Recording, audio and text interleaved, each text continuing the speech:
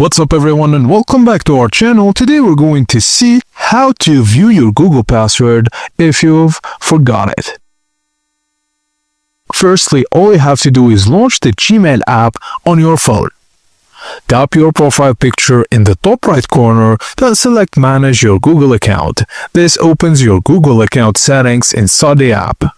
Now, in your Google account page, navigate to the Personal Info tab.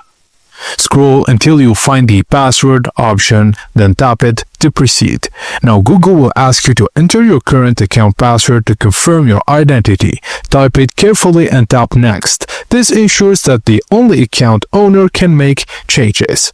Now enter the new password you want to use and make it strong and secure. If you want to change it, of course. If you want to keep the same password, you can just leave it as a B. Now Google will show you a list of devices where you're currently signed in. Just review these to decide if you want to sign out from any device.